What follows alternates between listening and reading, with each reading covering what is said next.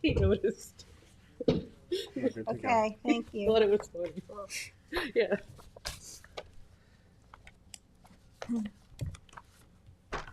All right. I'd like to call the meeting to order. Please rise and join me in the Pledge of Allegiance. Pledge of Allegiance to the flag of the United States of America and to the republic for which it stands, one nation, under God, indivisible, with liberty and justice for all.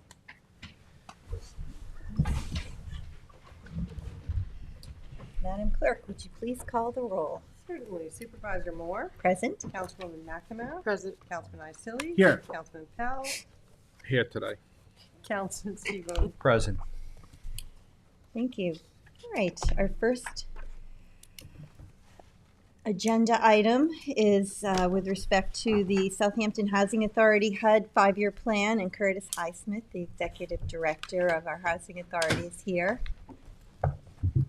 Feel free to stand at the podium or sit with us, whatever you choose. Thank you. 5-year plan. Oh boy, see? I get a stamp.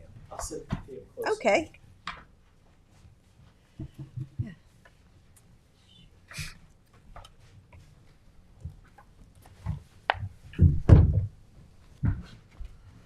Good morning. Good morning. And remember, some of us haven't been through a 5-year plan with you. Oh, okay. Okay. Perhaps only one. Really? So, you know what? I will say this. This should be smooth sailing because it's pretty much routine. You do this every 5 years? We have to do this for every 5 years. This is my second plan. Typically, well, first of all, let's start. I'm Curtis Highsmith, Executive Director, Southampton Housing Authority. We have to do this every 5 years as part of our filing requirement with HUD. But remember, this is not our Southampton Housing Authority's plan. This is Southampton's plan. Because we administered this program, this is the Housing Choice Voucher Program. We administered this program on behalf of the town of Southampton, and therefore you contract us to do all administration submissions, along with ensuring that we comply with all HUD standards and guidelines. Typically, this plan, if there was no material change or adjustments in the plan from the prior year, typically it would just be a meeting we would hold, make sure that it had public access, and then we would grant or approve it as a Board of Commissioners and submit it to HUD. But because I'm introducing a proposed program, I thought it was important to speak to you about it because at the end of the day, you're going to have to approve it. But since it is your first, and I'm not, a lot of each of you, I believe only one of the only Tommy John. maybe know or recognize what the Housing Choice Voucher is, what's a part of the plant program, and what it is that we do. You probably don't even know the specifics of the program and how many units. The Housing Choice Voucher Program, right now, our program, we have an allocation of approximately 326 vouchers per month. Out of those 326 vouchers per month, we're probably only leasing up 110. So we're at a very minimum allocation of vouchers, and the reason why, there are no units. My utilization is approximately 35%, which means that when a person gets screened for eligibility for the program, they're looking within our own municipality, and within our admin plan right now, we have a policy that requires them to at least lease up in Southampton Township for at least 1 year before porting to another municipality. But you can, by a reasonable accommodation request, go to another municipality and request that your voucher be ported. And 90% of those, because there's just no units here, are porting to Riverhead, to Brookhaven, and further out west. What does that mean for the program overall? We get an administrative fee for every voucher that we issue. So we're servicing that voucher, we're screening that voucher, we're doing background checks, which are all resources we have to pay for, staff is taken care of. We're doing everything that we have to do with regards to creating the opportunity for the tenant or the applicant to go out and find a unit. Then we send them out in the street, and they're not locating anything within our municipality, forcing them to ask and request for us to port it to another region, we lose the admin fee for that application. They get absorbed in that municipality. We lose the admin fee, so we did all the work. They get the benefit and resources from it. When we lose that applicant, or what ends up happening is the applicant would be looking for, I think we give 90 days for an applicant to find a unit. We give 2 extensions, 2 60-day extensions, and still they're unable to find any units, whether it be in Southampton, Riverhead, or Islip, as far out as Nassau County, and they end up going past their term and looking for a unit, and therefore get put back on the waiting list. So it's not. HUD pays the fee. I'm sorry. So HUD pays the fee that you're talking about, the administrative fee. They And then pay you- the administrative fee once it's leased up, but they pay the administrative fee to the municipality that it's leased up. So if it's not Southampton, we won't get that administrative fee. The other municipality will, and they will reap the benefits of that. Do you get any fee, Curtis? No. Would you give us the numbers again? How many vouchers we qualify for, and how many are landed here in Southampton? 326. 326 is what we qualify. That's our our monthly allocation, which is approximately an allocation of 3,912. But we're averaging about 110 a month, give or take. Which, even for our utilization being 35%, that's actually down from the 40% when we initially did the plan 5 years ago. What So- goes into that qualification for the 326? Is it based on housing units, or is it So based HUD on? determines how much each region is allocated. It gives how many vouchers, and that's usually tied to our annual disbursement, meaning how much in total HAP we receive. One other concerns or issues we also have is because our program, it's very difficult to find landlords east, obviously, of Long Island. We had to go to HUD and request a exception. It would be Southampton and East Hampton. We got an exception up to 120% of the payment standard in order for us to attract landlords to participate in the program. So we are the highest paid agency or highest paid region on HAP in all of Long Island. 130% is the cap. Most of the, I don't know if you understand what I mean by that. Every Nassau and Suffolk is giving a payment standard based on this program. They come out on an annual basis on what they consider the payment standard for the House of Choice voucher program based on bedroom count. We have to ask for an increase in order to attract landlords to participate in the program. Is that tied to area median income? There's, yes, Nassau Suffolk area median income. Now, if we're asking for greater payment standard, but our HAP amount, meaning the revenue we receive, doesn't increase, that means that we're eating into our HAP allocation, which is also the reason why we have very few vouchers on the street. We're eating into our allotment that we would have per month because the majority of that is going to higher rents. We have to start looking at opportunities of creating more units of housing, but also present another option that I believe would be reasonable for us to consider as well. Can I ask you a question, Curtis? On the rental side, is there protections for the person renting their property? Because I've heard this time and again, I have actually a friend that's going through this situation right now, that people are pulling rentals because of squatters. Yes. Because they're getting stuck with people in their homes and they can't get rid of them because of rental protection laws. And I believe that we have lost a lot of our rental market in the town because, I mean, somebody posted about it the other day and there was, I can't even tell you how many comments were, I went through it, I lived it, I will never rent my house again. So does this program provide more, property owner protections against that? Well, unfortunately, the rental protections are what they are. Okay.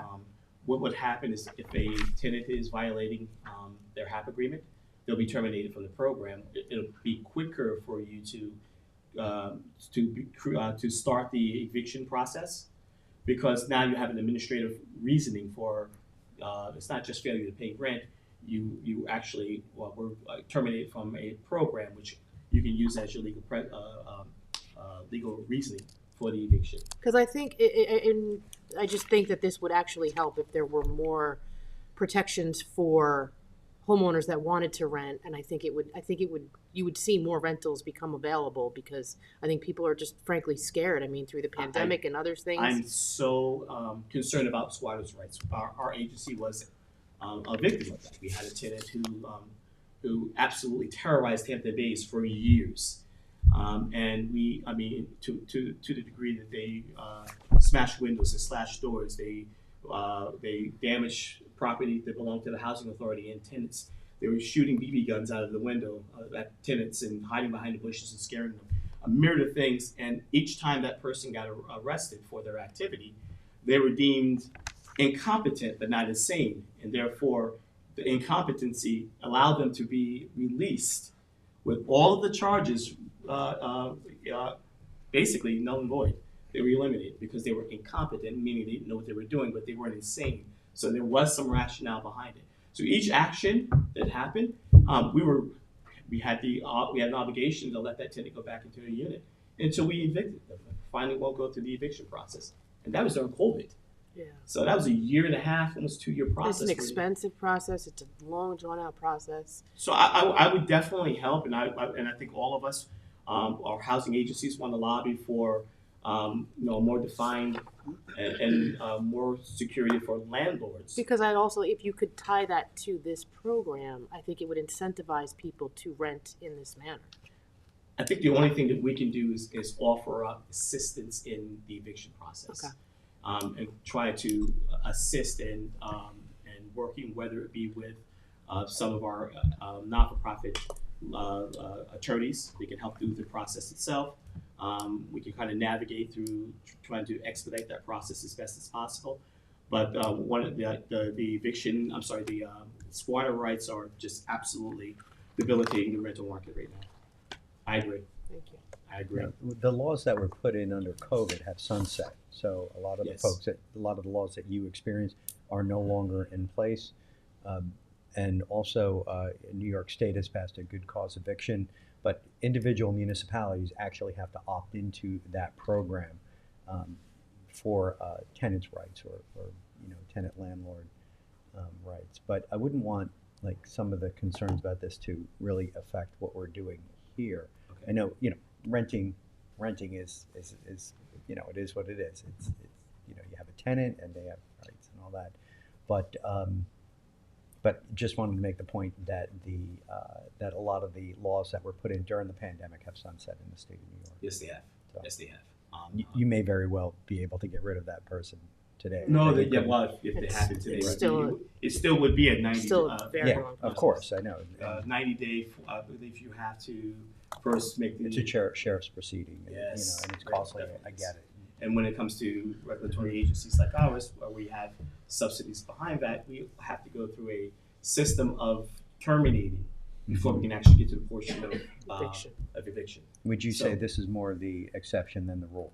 I think it would. Be. Okay. I think it would be.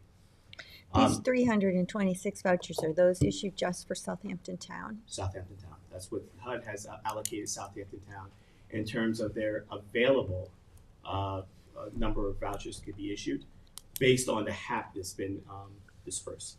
And they're basing that HAP on average rents at $1,355. We know that nothing around it, including the studios, $1,355. So that's the reason why our HAP is being kind of torn into as quickly as it is, eroded, I should say. So the next 5 pages are the actual submission for the 5-year plan. It's what HUD asked me to submit in terms of an overview, and then we can actually draft a policy plan to follow, which we have here. And so the best thing to do is most of what we have in terms of our plan, there is no material change from the previous plan. We're still enacting. We still know that, for example, on the first page, A1 is just our agency, our code for HUD is NY 141. So if anyone asks you what is your HUD identity, Southampton, yours is NY 141. And that's what the fiscal year for our plan is. We sunshine on January 1st, sunset on December 31st. So we're a calendar year in terms of our fiscal year. And so this would be enacted January 1st, 2025. We are responsible for 3 plans. Annual plan, which every year we set forth. The admin plan, which is the actual outline of the administration for the housing choice voucher. It's about 500 pages long. If you'd like to read it, I will definitely present it for you. But there haven't been any material changes in the operations of the housing choice voucher program either. So there's no reason to amend that. And then this 5-year plan. The second section there in the bottom there is if we were participating with another lead agency like CDC, Long Island, or Long Island Housing Partnership, which we do not. On the section B, where it's the plan element, What about Habitat for Humanity? they're not a lead agent on a housing choice voucher program, Okay. nor are they a partner, but they're a partner on Other projects and developments. like that they've done. 72H. Correct. Which I also mentioned in the report as well. Okay. So in the plan elements, normally typically it's the same thing. There's been no material changes in our mission, our goals or objectives. But what I did do is I did make some updates on some of the things that have happened over the last 5 years that would aid in our agency as well as our municipality, demonstrating our pro-housing initiatives, what we've done in terms of creating more housing opportunities. I was able to obviously formalize Sandy Hollow and Speonk during that period of time.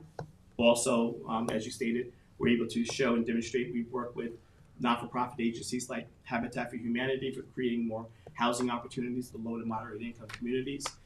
We also have been able to the township created the Community Housing Fund, which is a funding source that would assist in ensuring that what end result or construction or developments that are built can remain affordable because you can offset that cost, whether it be the burden of the acquisition, construction costs, or just gap funding. It allows us to keep the pro forma or operations of the project low, and therefore keeping rents low. So these are things I added in there to demonstrate to HUD that we have been working as a municipality to create more housing opportunity and also more opportunity for us to keep it affordable, true affordable. 72H exchange is another we develop here, and we see in my report itself. It says developing opportunities. We documented the 72 exchange as being one of the advantages for us to use. And remember, that 72H exchange isn't just home ownership. It can also be for rentals. So we can use those programs to develop, redevelop, or to rehab homes and repurpose them on the program, which we have done. We have 2 units that we were able to rehab, and those 2 units are participating on the Housing Choice Voucher Program. In terms of the reports of progress reports, everything on the Housing Choice Voucher Program has been pretty much the norm in terms of our, we have a monthly filing, which we share with the town of Southampton's Comptroller Department. They get a report of our financials every month. It demonstrates what our expenditures are, what our expenses are, where our allocations are. So they basically get a profit and loss and the balance sheet of the program on a month-to-month basis. They review that, and before we finalize with HUD, they would have to approve, and then we submit it to HUD for final approval. I will say this, that the Housing Authority, in terms of our filing, we're responsible to keep up to a 97% accuracy on our PIC scores. That would mean documentation, inspections, accurate information, our accounting, our compliance. We average about 99 to 100% every single month, which makes us a high-performing housing authority. You should be very happy and very pleased at the activities of the Housing Authority. Most agencies are in the 80s. Developments, as I stated, we talked about Sandy Hollow, we talked about Speonk. We gave it kind of an outline of a description of Southampton as being a resort community about 85 miles away from New York City. That typically sees 4 to 5 month activity, but our workforce are the ones that are, our businesses are being affected by the lack of housing, and because the workforce have no way and don't feel necessary or feel the need to travel long distances to come to jobs, so they're finding it difficult locally to find employees to work in their local businesses. So we're trying to see what we can do and creating and establishing more housing opportunity.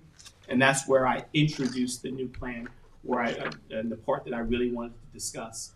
The Housing Choice Voucher Program allows for a program called homeowner assistance.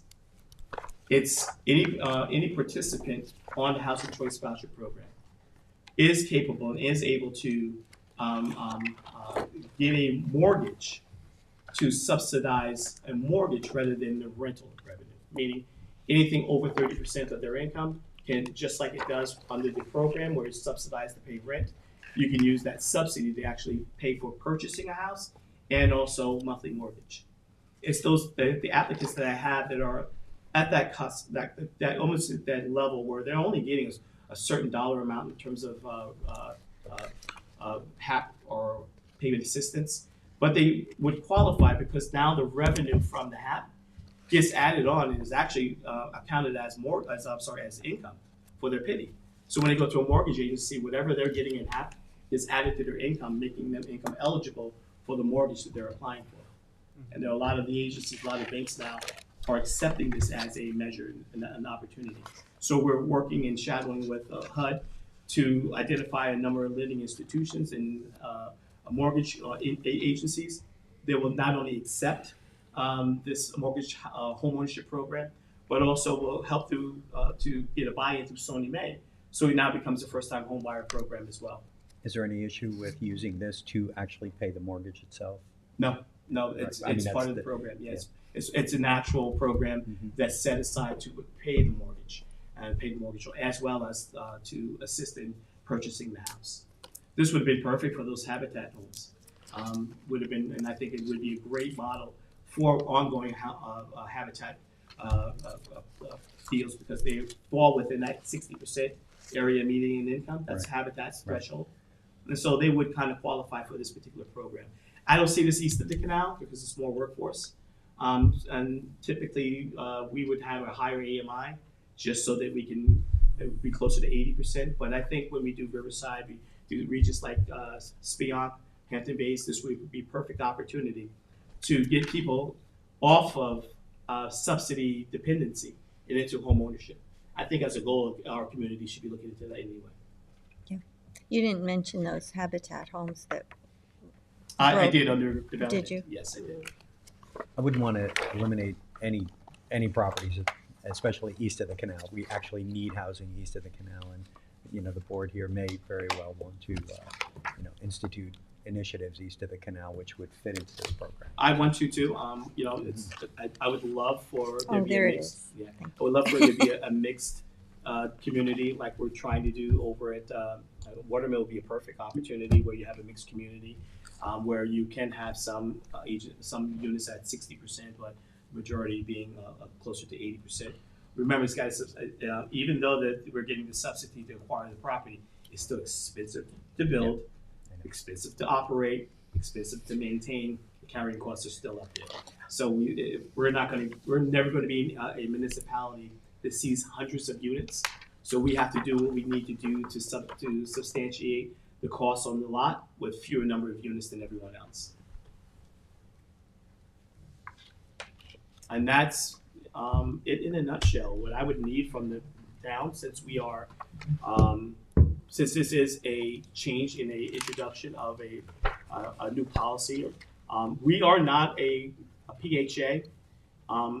We are not also public housing.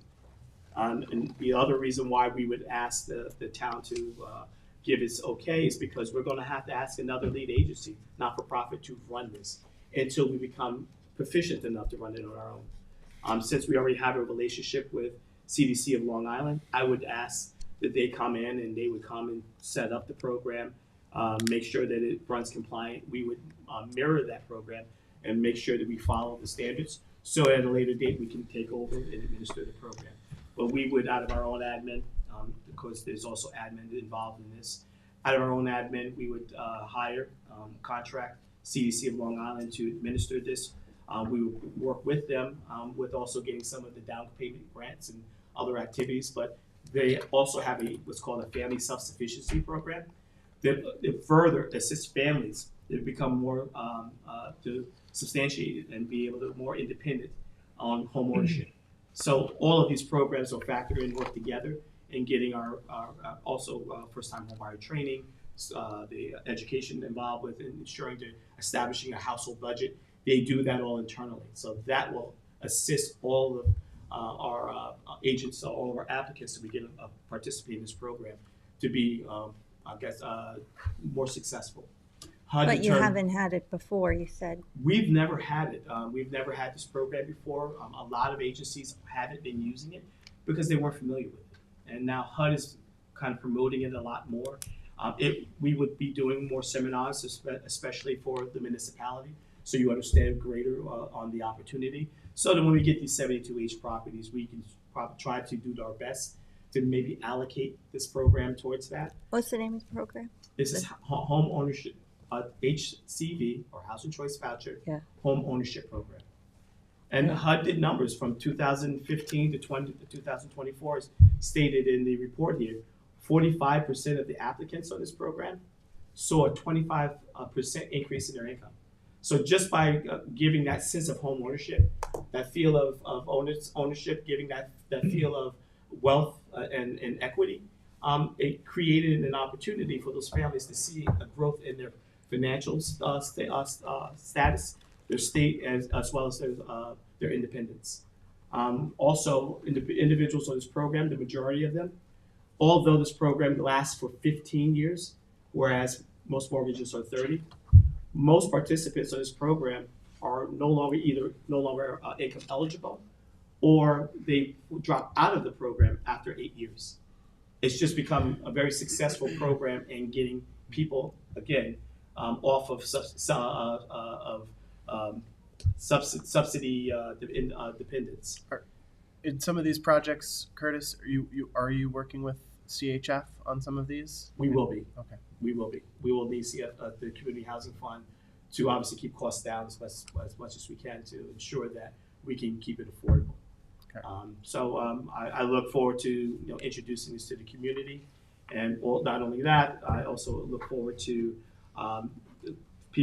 participants on our waiting list to take advantage of this. When I first came in here, there were 5,000 names on the waiting list.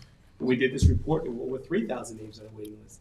Now we're down to 208. So you mentioned Is it because they've found homes or because they've just given up on the Because program? they've given up, they've transitioned, their income has changed, they're no longer income eligible, they've moved. But after we've purged the the waiting list, we're able to determine what that final number of applicants that are now eligible. So is this whole thing HCV? It's all HCV. So even the 72H programs are part of that? No, 72H program is not part of Right. HCV. So I guess my question is, how are we clearly defining the housing choice voucher as opposed to some of the other work? Because I know that it's mentioned in here, some of the 72H work. But the housing choice voucher is a specific program in itself. Correct. Um, So my reasoning for including it is, Mhm. if you look on the form 50077, it mentions how is the municipality furthering for fair housing. Part of Okay. that furthering of fair housing is the work you do with 72H. not just that, but you have to intentionally create housing opportunities in your municipality. And so how do you do that? You do that through receiving properties from the county. You do that through the Community Housing Fund, being able to provide a lower cost in the final product by those subsidies from the town. So you have to demonstrate that you as an agency or as a town or a municipality are, and I hate to use this now because I know the next conversation is pro-housing, but that you are pro-housing. Right. You have to demonstrate that as part of the overall plan and show HUD that you're not only looking at, as most municipalities, workforce, Right. but you're also looking at low to moderate income, and how do you make that happen? And that's why the Habitat homes were kind of documented in there. Also as a segue to the home ownership program that we just discussed. And just to clarify, because I'm one of the four newbies. Well, you're not really a newbie, but you New get to what I'm this. saying. New to this. The housing choice voucher program is really a program for the homeowner. It's really for it, right? Is that correct? That they're the ones participating in it with you in partnership to provide the opportunity to the renter. Just so I'm clear. So, yes, the home ownership program that I'm introducing Yep. is to get our housing choice voucher applicants and people on a waiting list the opportunity for home ownership. Okay. That's all we're doing. We instead of looking at rental opportunities. Okay. Instead of, because we have a lack of. That's what this new plan does. Is Correct. looking where in the past it looked more toward rentals. Now this new program is looking more toward home ownership. It's opening the opportunity for not only rentals but also home ownership. And they will be able to partner with that with our down payment assistance program. Correct. With your down payment assistance program, with the state as well as the county. So we'll be able to do a combination of down payment assistance, which we're working on this now with we just talked about last week, North Sea Mecox, with all these down payment assistance. The mortgage now becomes conforming. So now you have a conforming Sunny Mae mortgage where you don't have PMI. You don't have to worry about mortgage insurance. It really now becomes really affordable. I will also say one more thing as an advantage. This still operates as the Housing Choice Voucher Program, meaning I have to do annual inspections of the house to ensure that they're maintained and kept up in accordance to the program standards. I still have to do income qualification annually, recertification, to make sure that you're still income eligible.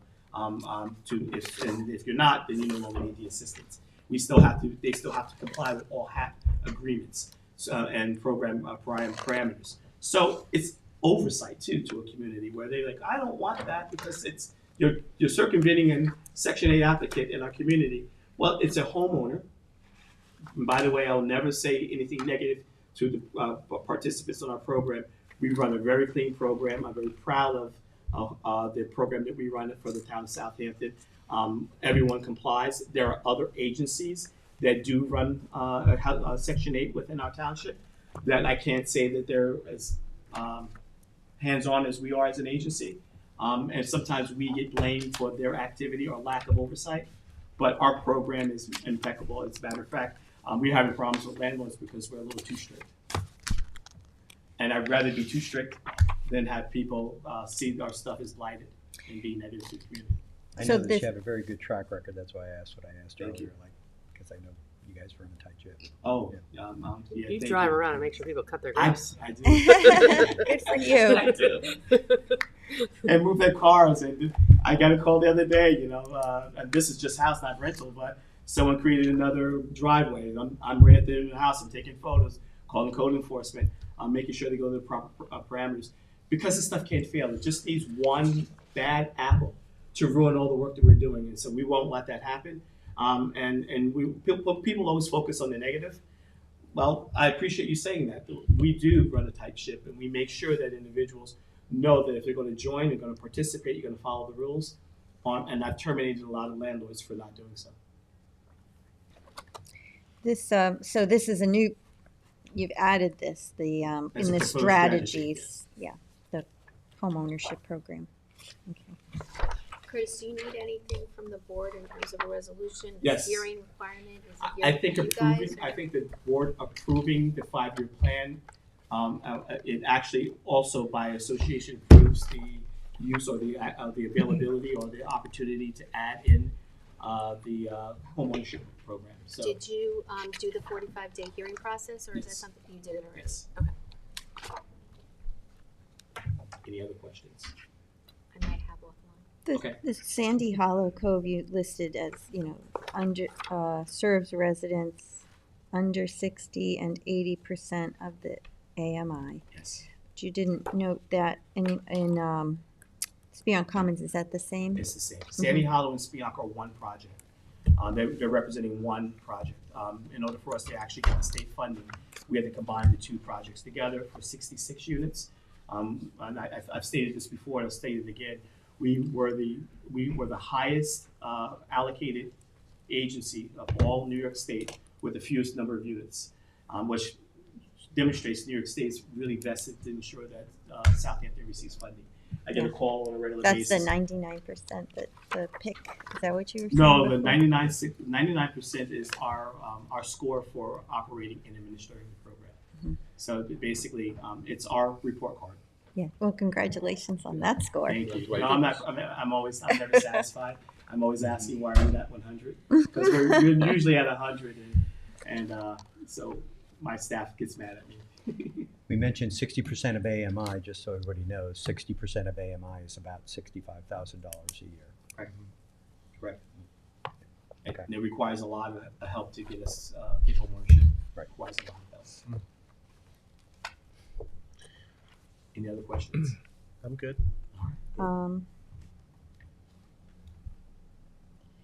When you said before that you're going to need the assistance of an agency like CDC or LIPA, is that, going to be separately requested? Is that something you are going to ask to have the resolution? Well, Contain approving that? the plan, so normally typically we would approve the plan. Remember, this is Southampton Town's program, the Housing Choice Voucher Program. By resolution approving our 5-year plan, you're approving our agency to seek, hire, and operate with a third party, maybe CDC of Long Island is what I introduced, to implement the housing homeownership program. What funding sources that usually come out of what would already be budgeted for 2025? Yes. So it's already in the budget But presumably? that's the thing. It's not because this is not this. This is another program. It would not come out of our current HAP allocation. So what we receive right now for allocating for rental doesn't come out of that. It's under a separate category of HUD. Of Housing Choice Voucher Program. It's its own separate entity. So therefore, we receive another HAP contract to administer each individual home that we are able to comply with. And the monies for them come out of that money? Money comes out of that. Yep. Okay. It doesn't come out of our Right. our hands. It doesn't come out of the town. There's no additional revenue that we have to be concerned with. That's great. Okay. I don't have any other questions. Anybody else? Thank you for coming in We today. have a few of these programs I'm going to be introducing soon in a later date, but it's time for us to really start making it easier for homeownership. And I have a I have vested interest in this. I have 2 kids living in my basement. They gotta get out of there. So I appreciate your time. Thank you. Thank Bye-bye. you, Curtis. Thank you. All right, our next topic is just transition 280 David White's Lane Conceptual Planning Study. And with us today is Janice Shear, our Town Planning and Development Administrator, and Seth Race, our planner. And we have Ramble online who's going to go Oh, over the okay. report and the study that we did. We have enough for. If there isn't, it's okay. Good morning. Good morning. How are you? Good, how you doing? You did a lot of meetings on this, didn't you, to put this together? Yes, this has been a really interesting process. Oh yeah, there's Shelby. That's Shelby Smith from Round. Maybe not. Kevin, can you? Kevin, can you make it louder? We can't hear her out here. Let me slide it down so it's going to Could you try again, Shelby? It's a little better. Kevin, can you increase it a little bit more? be crumpling around over here too. That doesn't really help.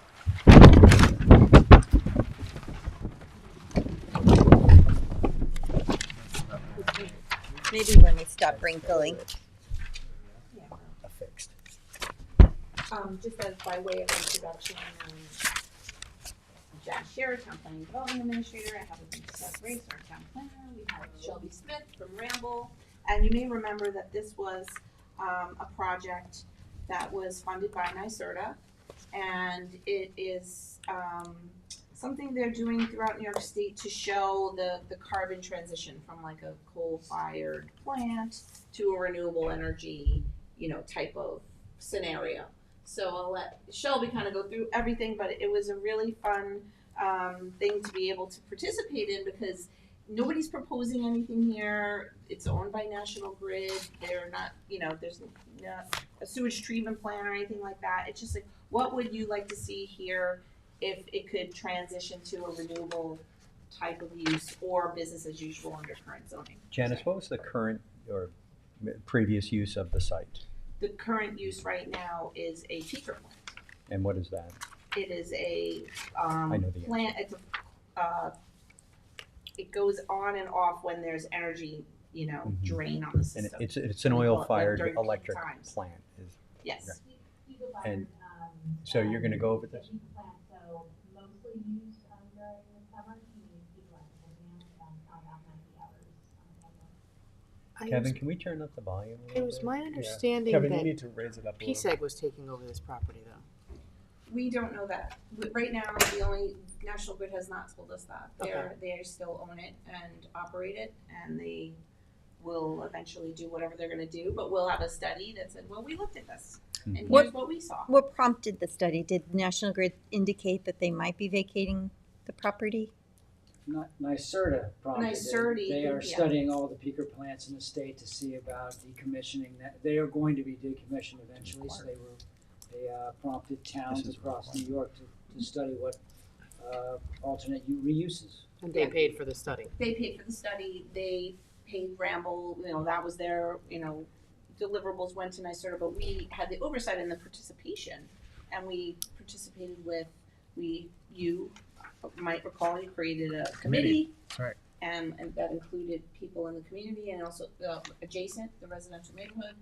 And, but they'll go through all that whole project overview. I just wanted to give you just a real brief intro, and we'll get right to it. But when you say that they're going to, NYSERDA is going to decommission all the peaker plants in the country, is that what you just said? No, NYSERDA is a state agency, and In the state. over time, fossil fuel, you know, there's this sense that there's an energy transition. REV is the governor's initiative. It's still alive and well, and that's where you're getting toward this, you know, carbon neutral, carbon free environment. And how do you do that? And looking at all the different infrastructure that's already there, and how does that transition into, you know, a new way of producing and dealing with energy, heat pumps, solar, how would that look? And it gives you the space to be able to think about that without the pressure of somebody actually trying to do something. Usually it's someone comes in, they have a proposal, and then we're always reacting to that. Mm-hmm. Mhm. In this case, it was just giving us the space to be able to think it through. Like, what could they do? What should they do? What would we like to see? What does the neighborhood think? What further information would we require? And Shelby's gonna go through all of that. So Okay, thanks. Yeah. And Emery Lee is here from Ramble as well. Sorry, Emery. No worries. Great. So yeah, I'll try to speak loudly so you all can hear me. But yeah, wanted to just say good morning and thank you all again for the opportunity to provide an update on our work on the Just Transition Southampton 280 Davis White Lane project. This is the second town board briefing on this work. Some of you may remember earlier in the year, January, in fact, we did come before you and sort of provide just sort of an introduction to the work, to you know, the program and sort of what we intend to do over the course of this year. So wanted to just speak to you again as we're wrapping up the project now and let you know what the outcomes were. Shelby, if you want to jump into the agenda slide. This is just a pretty brief presentation today. We know you're very busy and probably have a packed agenda there and lots of stuff to get through, but just wanted to reintroduce ourselves at the top of the meeting and then provide the project briefing. So go over, the various activities we did, talk about the stakeholder engagement components, because that was a very critical piece of this, and then share some of the alternative reuse scenarios that came out of the work that we did. And then talk about just the next steps and have time for Q&A. So next slide, Shelby, the team. Just as a refresher, this is the group that delivered the project. So myself and Shelby were very active on the day-to-day on this project, and Janice and Seth have been fantastic to work with throughout. This was actually a pretty fun project.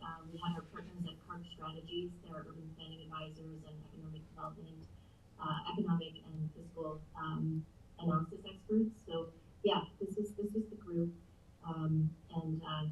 We also worked very extensively with a steering committee, as Janice mentioned. So just wanted to share sort of the individuals on the committee and their affiliations. Many of these names may be familiar to you all, but the committee was also an invaluable resource for us in terms of providing just some really hyperlocal insights. A lot of folks, even on this committee, have some background in the energy space and just engineering space. So it was excellent to work with this group, and we were really grateful for their time that they invested in this. Next slide, project overview. So this is where we can talk a little bit about some of the sort of facets of the project work. If maybe the slides are delayed a little bit. There we go.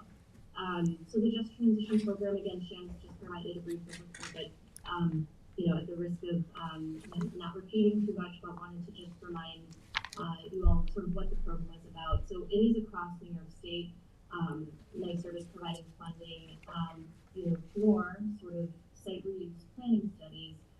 Many of the facilities across the state, most of them are peaker plants, but they are all fossil fuel powered facilities. And, the money goes to various types of planning activities. So it's assessing, possible site reuses, looking ahead into the future. Getting community input is a foundational piece of sort of all the work. It's a requirement of the scope of work for all of the Just Transition projects. Is that the community be engaged, the community be asked, questions about what they think should be there, making the community voice a part of this is really important. So again, one thing I just want to highlight, and NYSERD is very big on this too, is it's not, this program does not recommend decommissioning. There are recommendations for how to go about that process. It is not, a plant closure program. It's to talk about, into the future, when we're in a landscape where we're less reliant on fossil fuels for our, power, for energy, when our grid is a little bit cleaner, what could be done with some of these sites. So, and again, I think the CLCPA, the Climate Leadership and Community Protection Act, that, this program is a big sort of pillar of advancing that overall sort of initiative from the state government. And let's hop to the next slide. Zooming in to talk about the site itself. So here's just a context map to show, the project location. Some of the things we did in the process of completing this work is looking at existing conditions on the site that included a phase 1 environmental site assessment to understand the challenges and opportunities on the site. We looked at possible alternative reuses given existing land use conditions, the existing zoning of the site, and an economic impact analysis. So looking at the number of jobs associated with the site now and potential, for economic development and job creation with various types of reuse scenarios. And then, community engagement throughout. And Shelby will talk a little bit more about the specifics of what the engagement activities look like when we get to that point of the presentation. Next slide, Shelby. Okay, so zooming even further to the site itself, one thing we did have a challenge with getting some photos of the site. So National Grid was they don't want many visitors on the site and don't allow any photos. But this is an aerial view of the site. A little over 8 acres, LI 40 zoning. As Janice explained, Shelby explained, the facility is used to meet peak power demand. It's summer months, to avoid brownouts or blackouts, that can kick on if needed, supplement, sort of strain on the grid. National Grid is contractually obligated to LIPA to continue to operate the facility until 2028. So again, to sort of support what Janice was saying earlier, this is really, future looking, forward looking there's no real development pressure at the moment. It's nice to have the kind of space and time to think through and listen really intently to the voices of stakeholders to say, well, what could be done here, and maybe what's the need, what are the needs, and how could this site respond to those needs in the community. As far as the existing infrastructure, our engineer who did the phase one on the site, there is a gas turbine generator, an above ground storage tank, and sort of a containment area and fuel transfer area on the site. So that's kind of the existing infrastructure from the facility standpoint on the site today. The next slide, Shelby. And I think, Shelby, I'm going to pass it to you here. Through the project timeline, just walking maybe through sort of what we've been doing and sort of the subsequent reuse alternatives. Yeah, great, thanks, Emery. Just quick tech check. Can everyone hear me a little better now? Yes. Excellent. Okay, I got the headset. I think that might have been the issue earlier. Good morning, all. Thank you. Thanks for your time today, and Emery, thanks for that wonderful overview.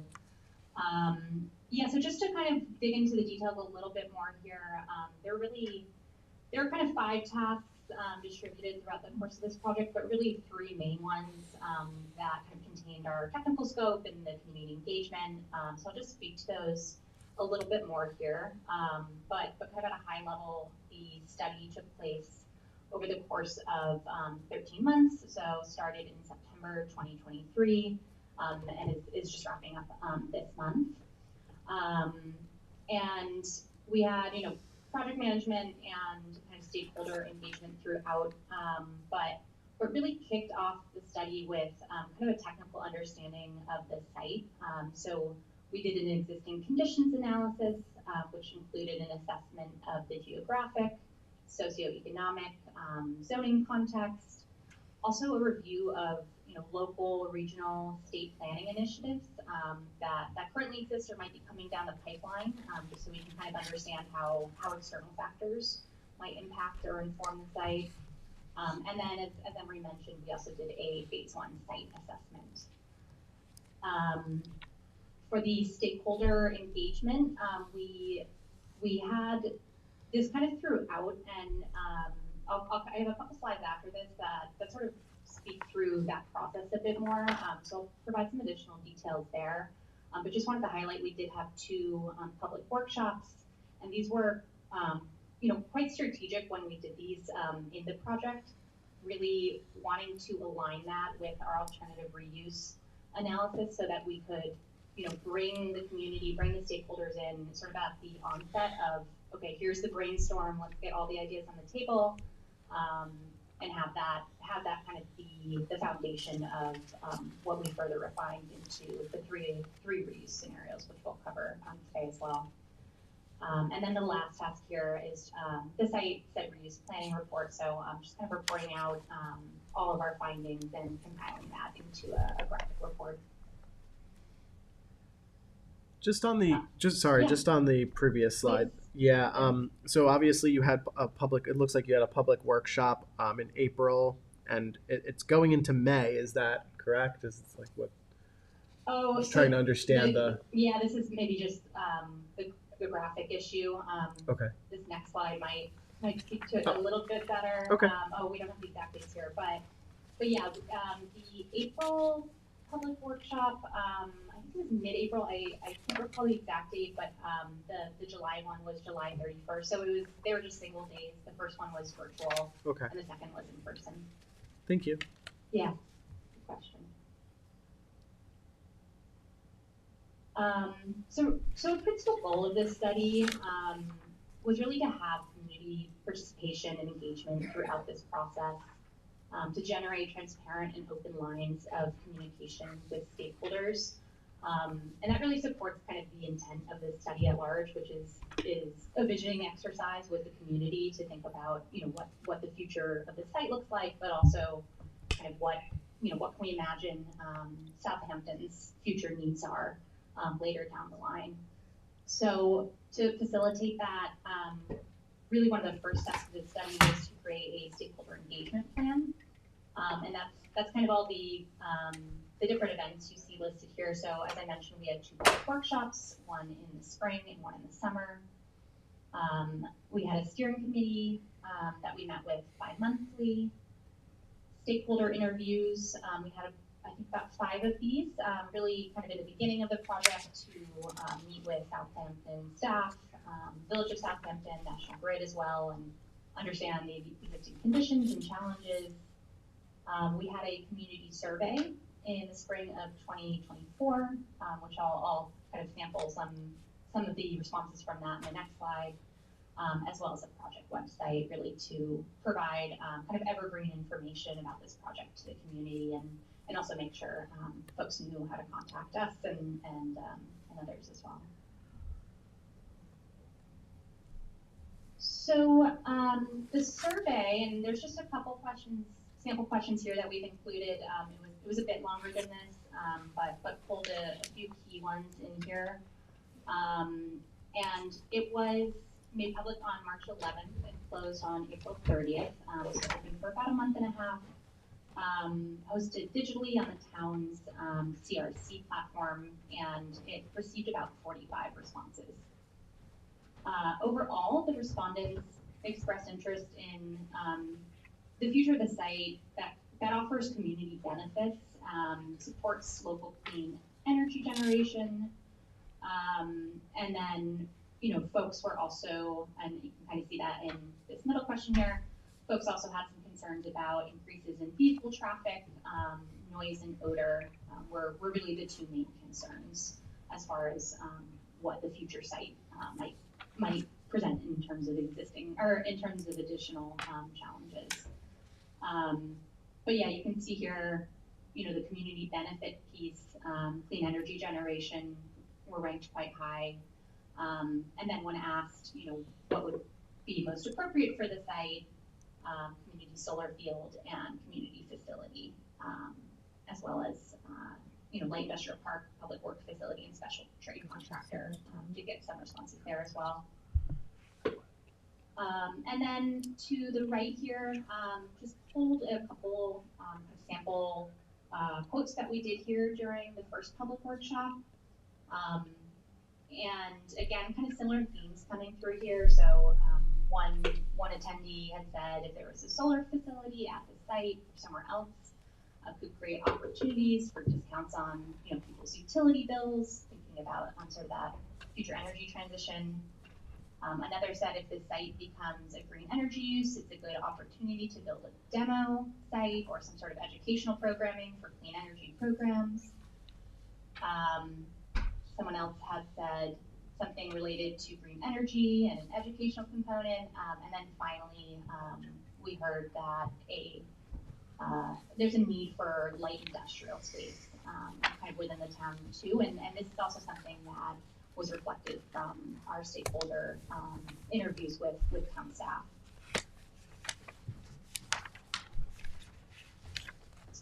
So these community priorities and sentiments, you know, very directly informed the reuse scenarios we did analyze for this study, and I'll provide a brief overview of those in just a moment.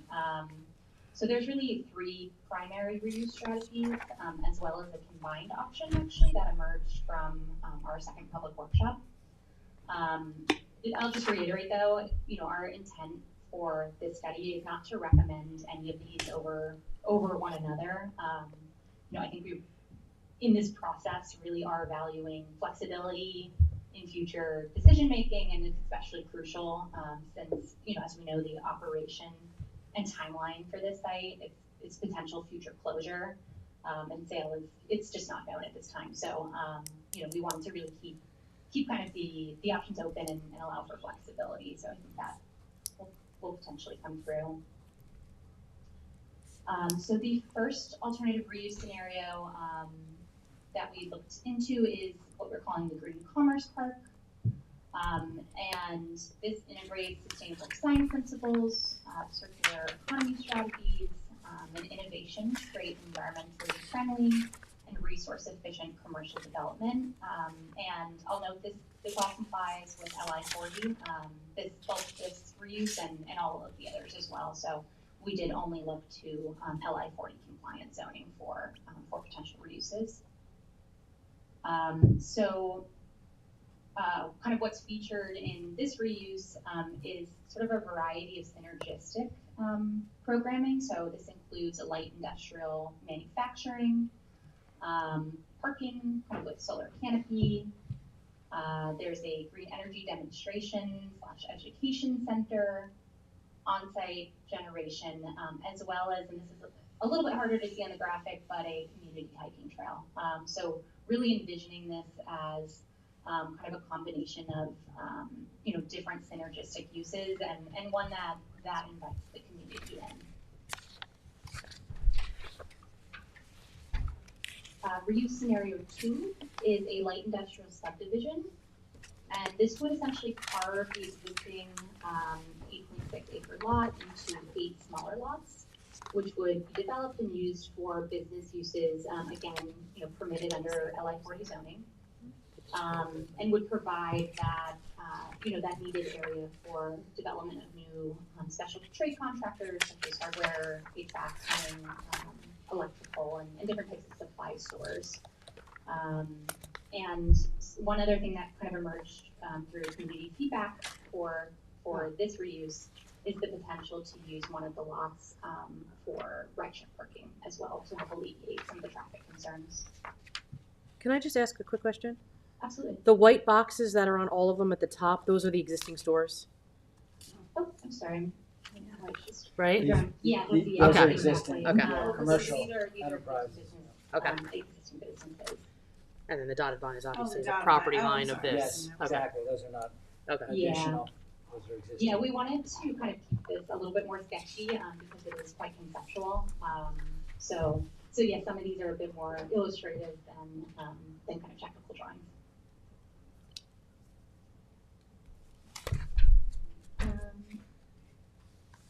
Okay, and then in reuse scenario 3, this is a district energy system. And the concept behind this one is that National Grid's existing fossil fuel fire generation plant would be converted into a community district thermal energy system.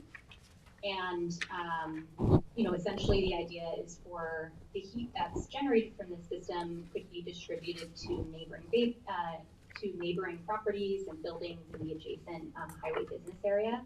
So for instance, the 4 existing businesses that are pictured here could kind of receive that supplemental heating, but also, a lot of the businesses kind of in the adjacent area.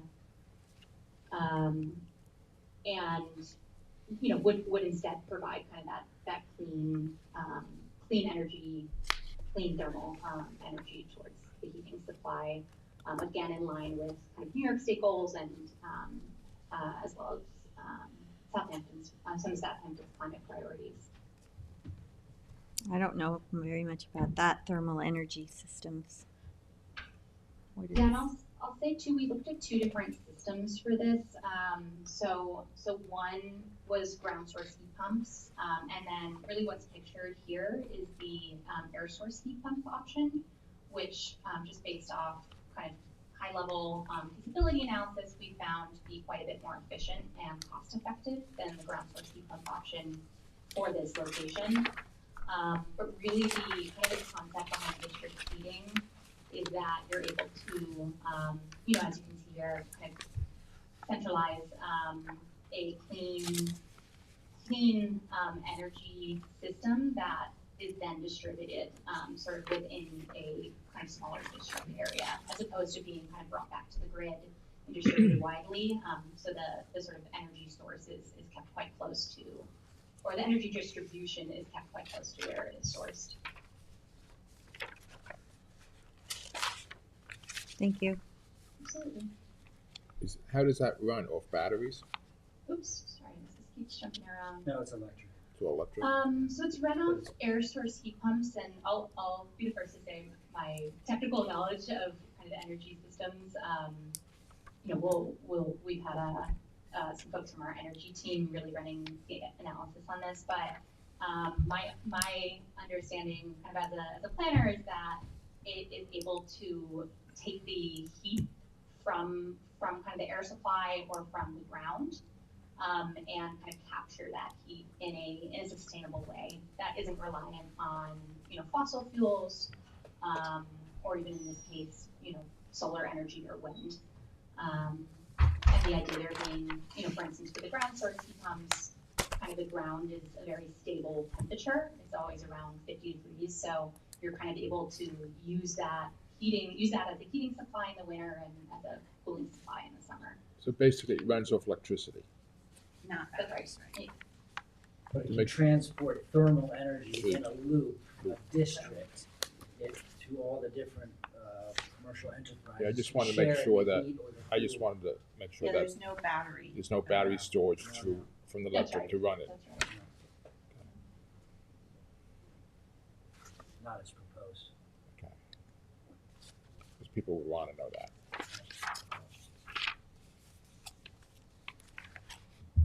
And then our final reuse option here is what we're calling the combined reuse alternative. And this really emerged from feedback provided by the community during the second public workshop, and also from the steering committee, and kind of emphasizes the benefits of synergizing elements from each reuse option.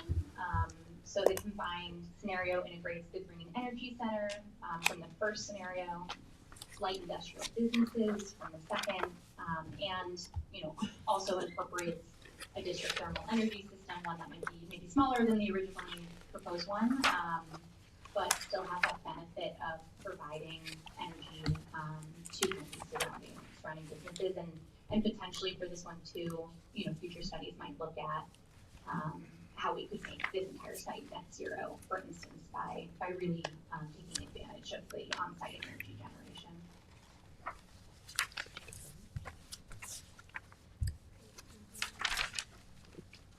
So as we kind of wrap up here, wrap up our portion of the study in the next couple weeks, kind of our final steps are to incorporate feedback that we received from the advisory committee, who have reviewed the report, and also any feedback that you all provide today into our final 280 David White Lane site reuse planning study. And then that, once approved, will be shared with the community and posted online on our project website. And I think that's all we have for now. But wanted to take some time for any questions you might have, anything you all want to dig into further. I have a question. So in the decommissioning process, will power generation, when needed, be affected? Once the peaker plant, I mean, obviously this is looking down the road here, but what does that look like? I mean, from my understanding, this peaker plant operates when there is a blackout of some kind, and people are out of power. So if this were to be in the process of transitioning, what is the sort of reliability of getting something up and running to make sure that power is not? Before you answer that question, it should be noted that peaker plants are also used at high demand times during the summertime. Right. People are running air conditioning. These things kick on. Additionally, a peaker plant also has to come on every week to run the generator, so it doesn't, to make sure the thing runs. So that is a significant amount of hours that are being used in addition to the 90 that's indicated in this brochure. Right, But and back to your perhaps question. that should be a specific section of the plan that is produced to indicate that. You mean it runs more than the 90 hours? No, it doesn't A have year. more than 90 hours a year. But So what are he's you all if saying? it goes away, where do you get those 90 hours from? Oh, I And see. the ultimate capacity is through the grid. Right. And then the grid has its offsets and different things. Right. So it all gets weighed out beyond us through the ISO and all that. Okay. But it has to. Yeah. I can add a little bit to that too. So as we said, National Grid has their contract with LIPA, which is in place until 2028. But even if National Grid decides to sell and LIPA, approves that, actually, NISO, National Independent Energy, I don't quite remember what it stands for, but they. Independent Service Operator. New York Independent System Operator. Thank you, Emery, yeah, the abbreviations, but they would have the final say. And they're the ones who are kind of looking over the grid holistically and would, have oversight to ensure that those peak power moments are being supplied. That's my question. Well, okay, so back to my point about the peaker plant and its usage. I've driven past that thing a lot, and it's running, and it's, I could see the heat coming up through the trees, and it's got my estimate is a 20,000 gallon fuel oil storage tank on site, and this thing runs to augment energy production. Because of my previous work on zoning boards and through plumbing and heating, I know that all generating capacity has to run tests every week.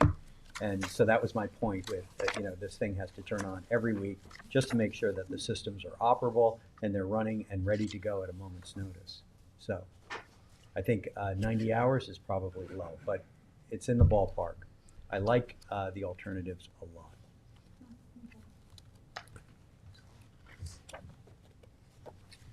Well, at some point, we'll put all this and, to have it as one of our, a planning study and someday in the next, post 2028, someone is going to say, what can we do here?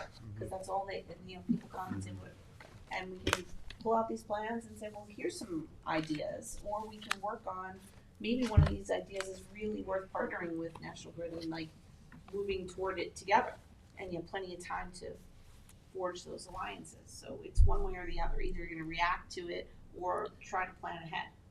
Mm-hmm.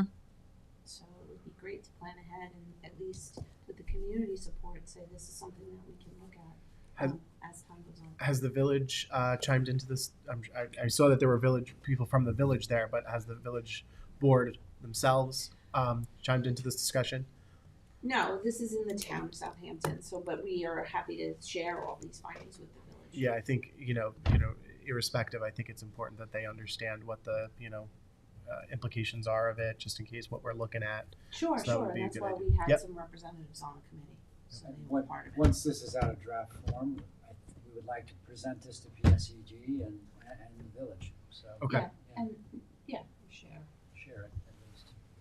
I think what Councilwoman McNamara was referencing is we had a meeting with PSEG at some point months ago, and when they had mentioned that if it ever is decommissioned by National Grid, that they have a right of first refusal on all the National Grid properties, and that they would certainly want to exercise it. But that was just a remark that they made, and I don't know if anybody ever followed up on that. But Well, I think that would this also weigh into Michael's point of if they have the generation they need somewhere else, they wouldn't need this site, but they may need this site for generation. But this is great to have in case they don't. At least we're not running around, at the last minute trying to figure out 'Cause what would be a good thing to go here. There isn't a lot of places left where they could come up with generation sites. Well, PSEG has all kinds. Well, I mean, first of all, who's PSEG and all this? Is it LIPA? Are we talking about? Yeah, like And really. they have public. If they had some community benefit scenarios in their dealings with PSC to generate what they need to generate, there may be room for us to be able to say, hey, we want this green educational center as something to showcase all the different things we're talking about and trying to do and have a central location. And maybe that's something we can get to with them or whoever. But it is something that the community said, this would be awesome if we had this. If hypothetically, if we were to move forward on a scenario, one of these scenarios, obviously that's a lot of investment. We're talking about a trail and carving out of it looks like streets. So I mean, I would assume because this is being sort of driven by some of the climate action matters that we're looking at. Is there funding that would be obviously Well, as you know, available we keep for getting that? further and further with our Clean Energy Communities program. So there's as we get those monies in our line item for sustainability projects, this may be something that you say, hey, These we have money. wouldn't be funded by us, though. This would be a private. No, this It's is a- all private and actually, the- considered the private, report but does if have- there is some synergy in the future with some collaboration between the municipality getting a grant for a green education center on one of the 7 or 8 lots in the subdivision, that's what I'm talking about. The impetus of my question is that wouldn't be necessarily taxpayer funded. This would be No, grant funding Okay. and, different community benefit funds based Private on big investors. projects, so, yeah. Okay. Janice, is it safe to say that this is a fossil fuel generated electricity plant that's being taken off the line because of onlining of green energy alternatives from the wind farms offshore? Randall, you want to answer that? Yeah, I could speak to that. So, yeah, I mean, I think, what, I would say in terms of, that question, I would say wind is one form of sort of renewable energy, but in general, the CLCPA, the Climate Leadership and, Community Protection Act, that sort of legislation at the state level, they're driving investments across the state in different types of renewable energy or clean energy sources, right? So could be supplemented by wind, for example, especially given, where Southampton is located in the county, there's, wind farms offshore there. But yeah, I mean, I think the thinking is that, this plant could come offline at some point in the future if the variables align, if, the site owner is on board, and the grid is balanced in such a way that, there's confidence that all the power demands and needs will be met for the town. But yeah, I think it's, the idea is that ideally when that happens, there's clean energy to support or to supplement what that peaker plant would have been providing. Because I think the state's long-term vision is for our grid to be clean, down the road. So that maybe was a long-winded answer to your question, but yeah, did that make sense? Oh, it certainly does. Even in the believe that's business the as case. usual, just regular old subdivision in LI 40, because it's 8 acres, LI 40 is 1 acre lots, so we just did a straight up, like, this is a little subdivision, these are just subdivision roadways, like almost like what's across the street at Mariner Drive, but all of the buildings have solar on them, so it's like, even if you did business as usual, there'd still be some, a renewable component. Yeah. And Mike, just to follow up on, there is a full economic analysis of each one of these reuse options. Who would be the leader, the developers, and the partnership? What are the costs associated with it? So that the report does get in depth into the price. There is a price for each one of these. Right, good addition. And a breakdown. What about a traffic analysis on some of these? That is discussed, Okay. and each one, some of them have that's a shortcoming. Some of them it's better adapted for less to mitigate for traffic issues. So. And we would definitely recommend, full traffic feasibility analysis, kind of as a further step later down the line when revisiting these. Yep. If it was a reality, that's when can you kind can of think through Right. qualitative impacts, but a full sort of traffic feasibility study was not part of this assessment. Okay. So we'll pass around the draft report in case the board has any input or comments before it's finalized. So we'll get back to them, right? Yeah. Guys? That's right. Yeah. And one last thing I just wanted to add, and it's I'm kind of relaying a compliment from NYSERDA, is that they were very happy with the outcomes of this study and wanted to feature the town's report, this Just Transition Southampton project as a case study project for their overall Just Transition program. That's great. So they were That's so nice. So they were just super pleased with how the work went and the way that the town was such a great partner and the members of the community were engaged. So I just wanted to share that with you all because I think it's a real feather in the cap of the town too, in NYSERDA's eyes. So yeah. That's very nice to hear. And this looks like some really good collaboration. So thank you for presenting it. Thank you. Thank you, Janice. Thank you. Thank you, everybody. Thank you. So we'll send it out on email. All right. Okay.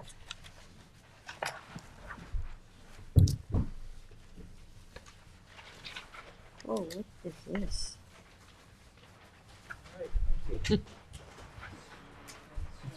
Was this in everybody's packet? But you read it, it's a pretty good job. Thank you. Thank you. No, but this isn't in everyone's packet, is it? It's been just placed in yours. Okay. All right, I did see Kara peeking in. Oh. Here you are, just in time. Our next topic is an update on pro-housing community, and Kara Bach, our Director of Housing and Community Services, is here with us. So, along with in-person representatives from the Division of Housing and Community Renewal. Sure. Yes, let us bring some extra chairs up. Hello.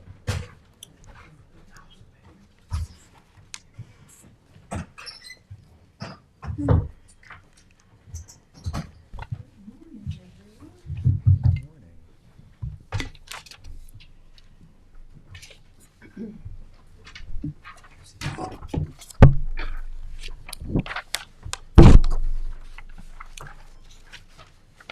Our apologies, we're running a little behind schedule today.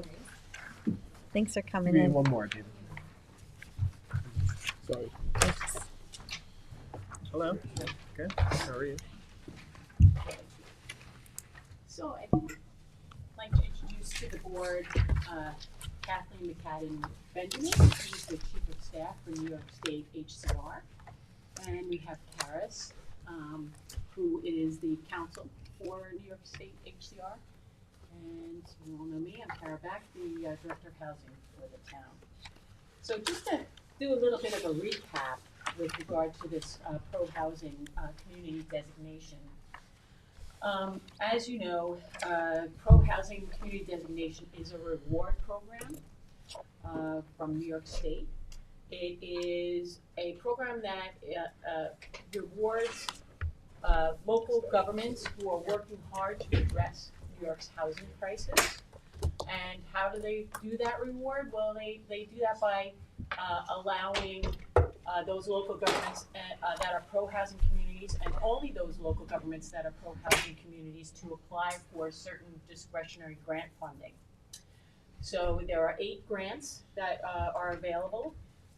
There are 3 that would probably mostly apply to our township.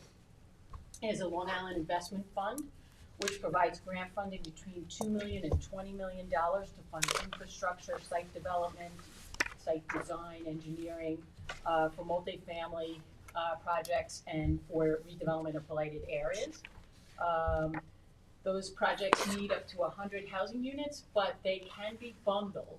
So they can be different projects throughout the town that we bundle together to make up 100 units. Just to clarify that, so that would mean if we were to get approved for a funding, we could apply that funding to different projects. So, 50 units there, 20 units there, what have you. Yeah, exactly. But they would probably have to be in the same community.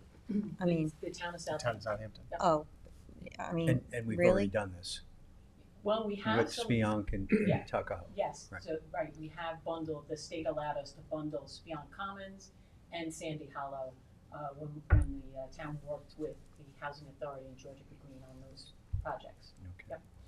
There's a Thank New you. York Forward program that's grant money up to $10 million for projects such as adaptive reuse, building renovation and redevelopment, and for projects that enhance that small town feeling.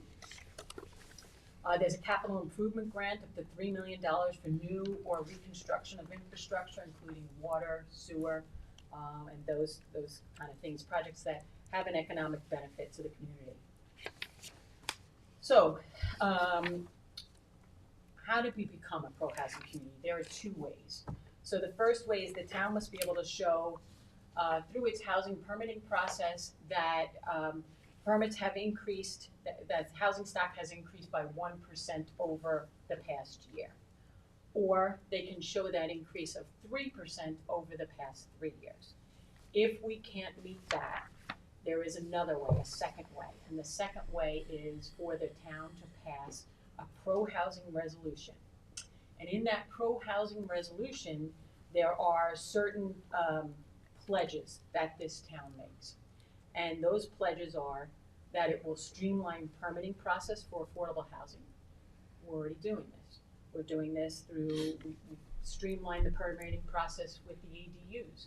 We have hired a designated building inspector to move that along.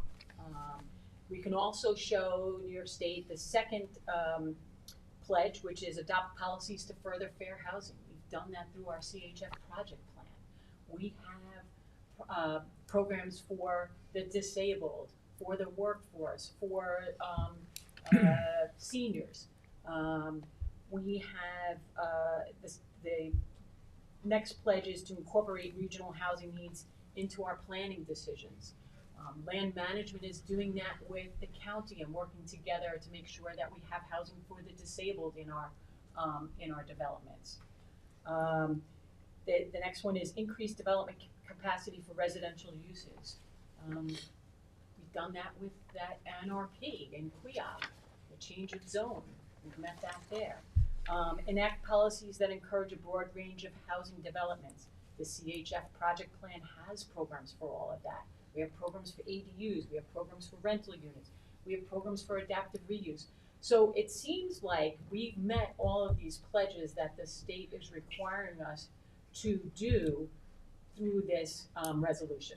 And at the very least, procedurally and legislatively, through the CHF project plan in particular. So I got a question, might be a dumb question, but since we did all this, why did we need to sign up for that? What's the benefit? Because I'm afraid that down the line that we're going to lose home rule, and you know I'm big on home rule for being a trustee, and I really don't trust New York State on other stuff. So why should we do this? So the benefit to doing this, we are already doing these things Yes. that you mentioned, right? So why do we need them to keep on doing it? Are we going to get more money? Nothing's Yes, free. exactly. Nothing's always free. Something always comes with a cost, and I don't want to put the town at advantage of the cost to the freeholders. Yeah, so exactly. So we cannot, unless we apply for this and become a pro-housing community, we cannot apply for those state grants that I just mentioned. So we have to be a pro-housing community in order to be eligible to apply for those funds. But you just said we were getting grants. Are we going to get more grants? Not anymore, right? Is that correct? There's been a change. Correct. Right. So for the programs that she particularly mentioned, the Yeah. Long Island Investment Fund, New York Forward, it's required that you're a pro-housing community in order to be funded. It used to be that you got extra points, right? But then in April that changed and now it's required. Yes. I asked a week ago for the budget language that changed the program, and I still have not received that. I'd like to compare it to what's on the state website, which is just the executive order, and seeing that that's changed and it wasn't listed on the website leads me to again question, how transparent this all is and what we're signing up for, because if you're basing it on the governor's executive order and that's not really what it's based on anymore, and that has all changed, because I came to a public hearing and I based all of my comments off of that executive order, because on your website it says those are the guidelines and that's what it is, and there was all this, you were a pro-housing community and then there were tiers, but it didn't specify how you got into those tiers. So I would like to, before we go anywhere with this, I would like to see the actual wording behind and what is involved in recertification, the whole gamut, not just, do we pass a resolution or do we meet this by merits of how many units? I want to see the wording and the document that says this is what you're signing up for, this is what the requirements are, this is what you're entitled to, this is what you can't do. I want to know if like our housing authority can still apply for grants, even though maybe we can't as a pro-housing community, because in the governor's executive order, it was only municipalities could become, and it didn't affect outside agencies. I don't know if they're affected now. No, that's correct. Only it's municipalities, and the funding that they listed for pro-housing, it's discretionary grants, and it's about 8 on the list now. And the housing authority could apply for those grants. They still can, regardless of what we do with Yes. this. So the executive order said to set up the program, and then you're saying in April the program changed, and that's what we want to see, you know, where is that The set budget forth? and appropriation Yeah. language. I'm pulling that, I'm gonna get that. So, Thank you. in reality, if we don't sign up, her program can't apply for the grants, but Curtis's program can apply for the grants. Our housing authority. Yes, yes, he could still apply for money, but I would imagine he would need other funds from from the town. He would need other funds. A lot of projects require multiple funding sources in order Yes, to and effectually what we've been doing. projects. 'Cause Right, you know, I'm pro housing. I just want to be very cautious with the town. I understand. How about private developers who have initiatives throughout the town who might apply for money? Would us being a pro-housing, this town of Southampton being a pro-housing community, would that help them? Would definitely help them. Could it possibly be detrimental to their applications if we opt to not go forward as a pro-housing community and they ask for funds from the state to do projects in the town of Southampton? What we're seeing across the board, across the state, cost of construction, infrastructure cost, pre-development costs have increased dramatically.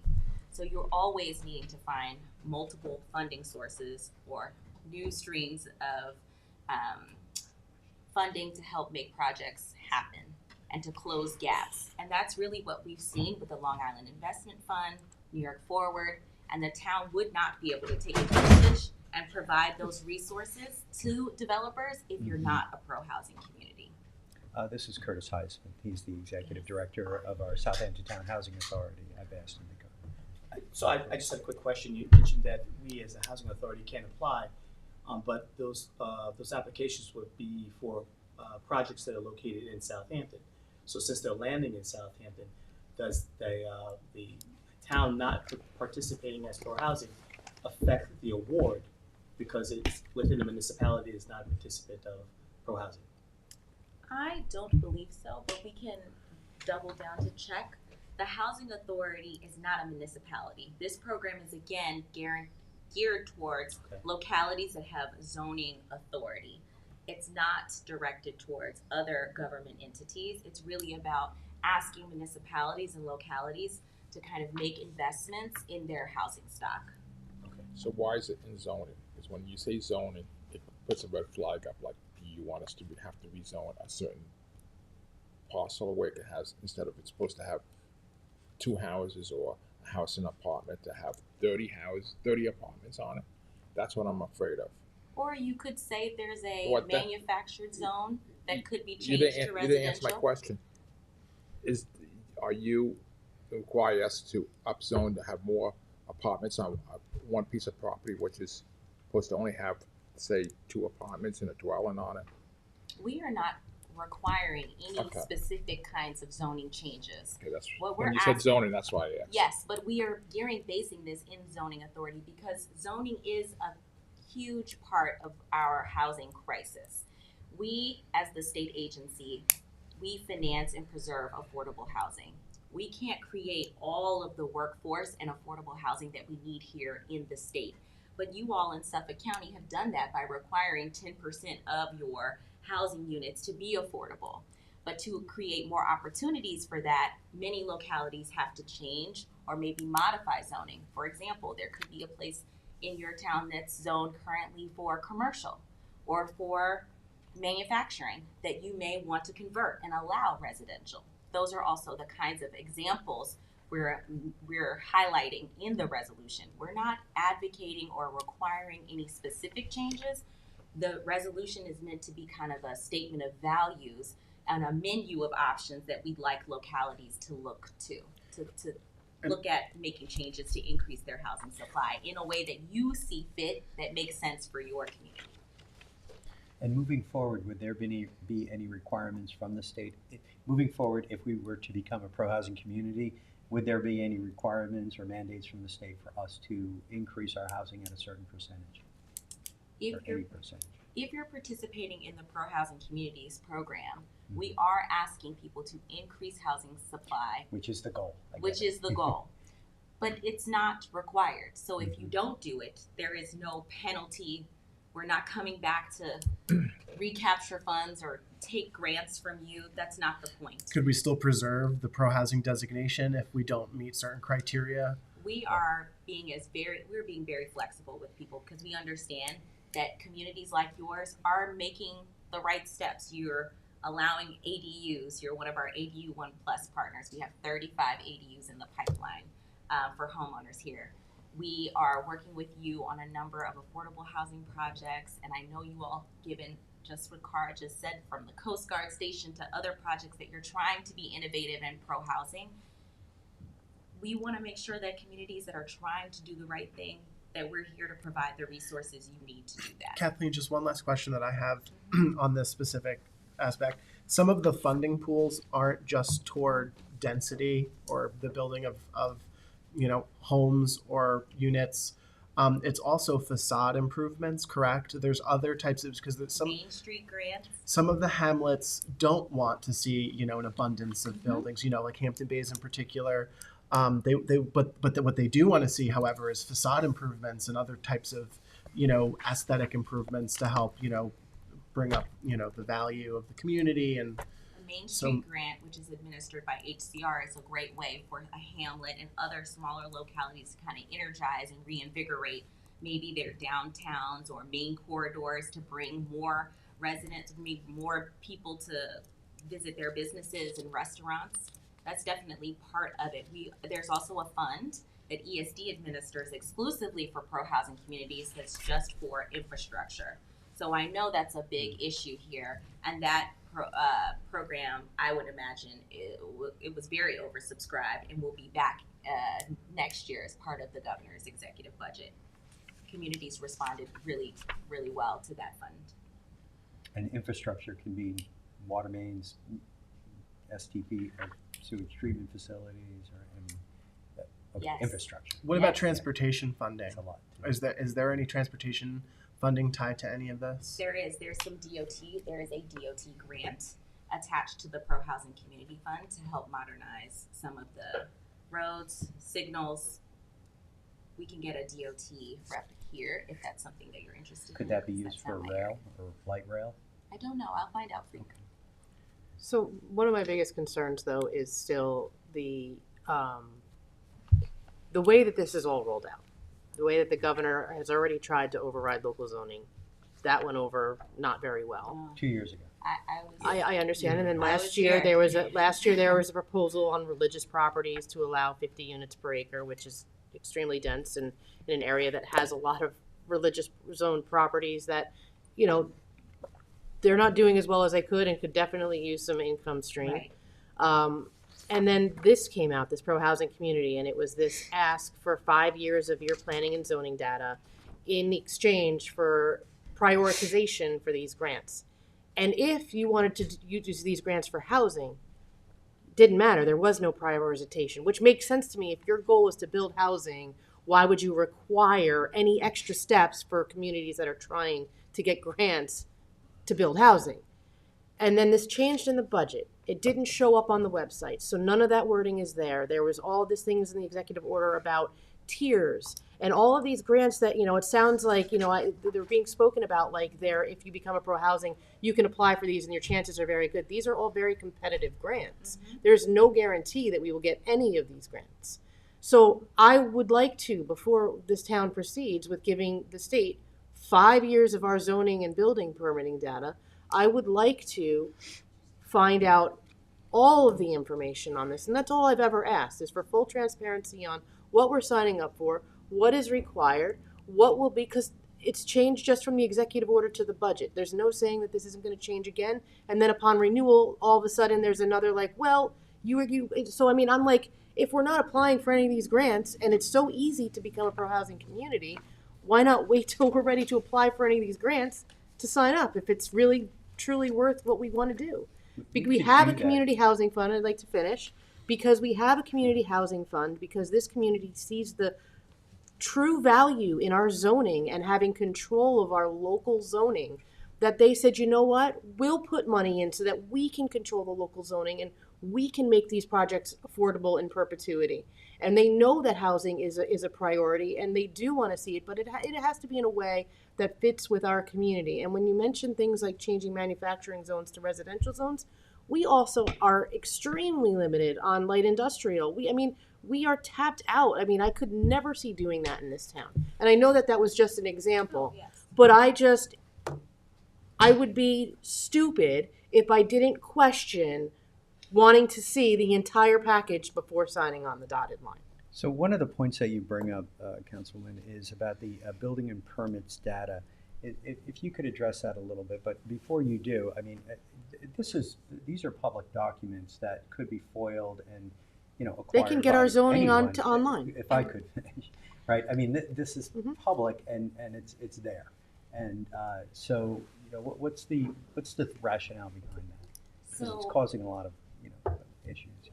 This data is readily available. The census collects this information, and when we were talking to people in 2022 about the compact and using the census data to talk to people about their housing supply, many communities said that's not accurate, this is not correct, this is not an accurate reflection of what our community has done.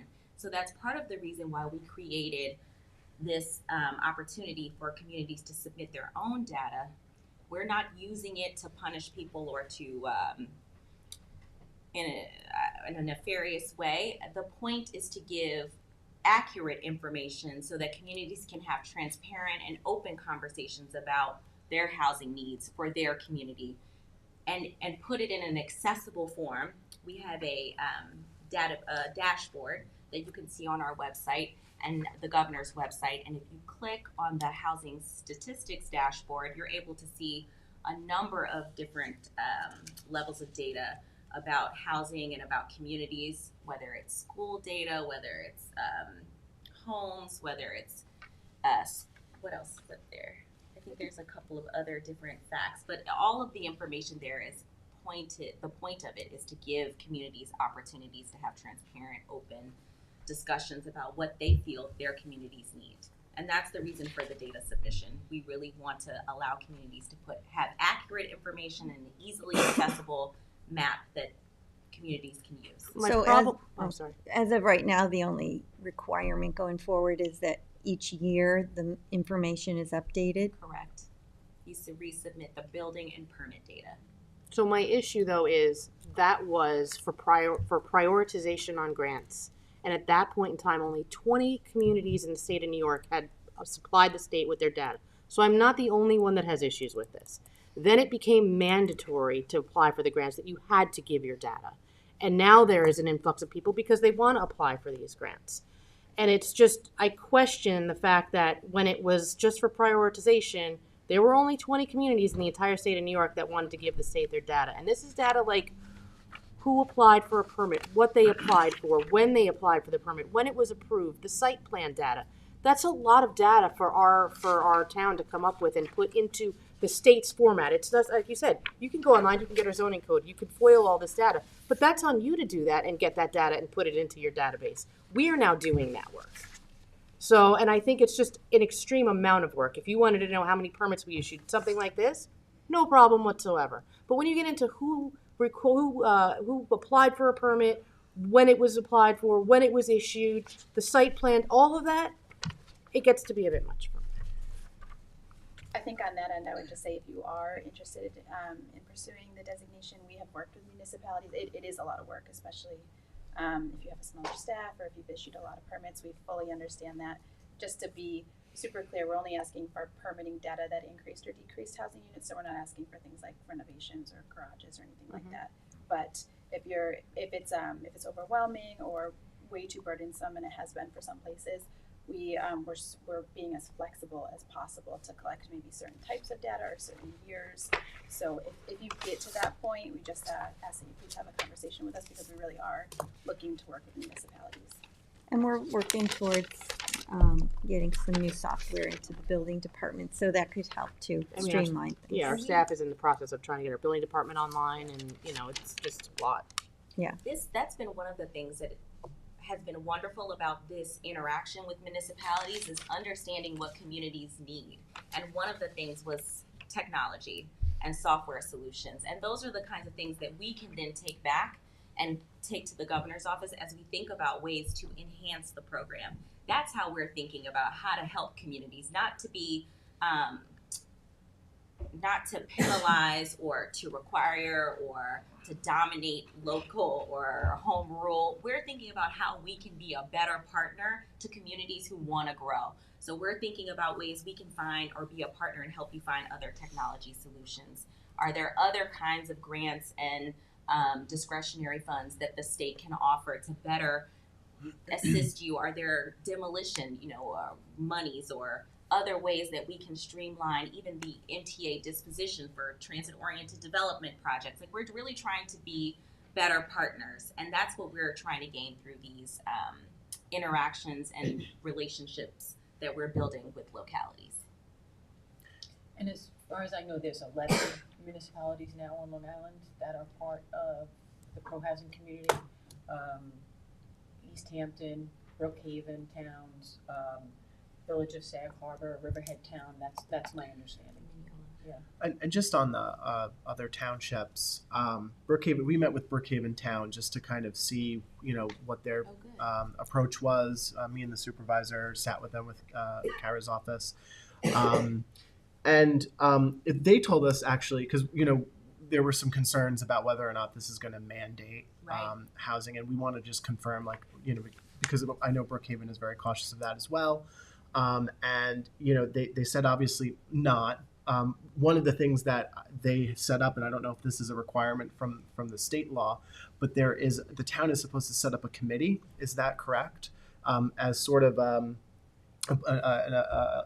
board of appointed members of the community to help with the application process or the determination process? That's what they decided. That's what they decided. So yeah, because they had a very large project they were working through. Yeah. Right. So we could do the same thing to assuage, and reduce some of the concern that, we don't want this to grow out of control. If we wanted to, we have a CHF advisory board that acts as sort of an intermediary between the board and various housing projects.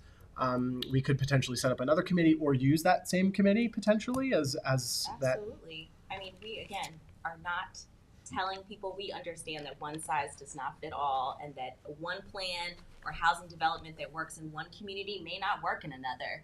We are asking people to think about and make sure you're considering the needs of people who already live here, the nurses, the teachers, the seniors who want to remain in the community but just don't have enough options. And regionally, we know that this is a problem that has to be solved with a little bit of housing and just a few lot more of housing. places. I know, a lot. It's very difficult in Southampton Town. I know. And Kathleen, is there the ability to opt out at any time? Absolutely. You could choose not to submit your data. You could choose not to recertify. It's completely an incentive-based program. I saw in some of the grant applications that you just have to have submitted your application in order to qualify. You don't even have to have gotten to the point when you're approved. And Brookhaven said that as well, that they received grant funding while their application was pending. You had to submit your letter of intent for many of the ESD and the Department of State grants. You had to submit in a letter of intent. Mm-hmm. And they allocated their money in different places too. Mm-hmm. I just have one last question. In terms of how the town goes about applying for the grant, is the process as such? We would apply for a grant. We'd have to submit a resolution, and then the state determines if we are awarded. Once awarded, do we determine where the funding goes, or is the determination of where the funding goes, does it have to be before we are awarded? How does that? You obviously ESD and DOS score and administer New York Forward Long Island Investment Fund. I would imagine any application you would want to be explicitly clear about how you want to use the funds, because that's how they're going to judge your application based and compare to the other applications. So if you're putting a more compelling application where you're having a wider impact in your community, I think that would be a more favorable or an application that would score higher. Okay. I mean, based on the chart that Dave Wilcox gave us today, we don't qualify to submit the letter of intent because the numbers aren't high You enough. can definitely submit the letter of intent. But it has Any to be, community can submit the letter of intent. And then you have 90 days from when you submit the letter of intent to completing the application. Which would include that resolution.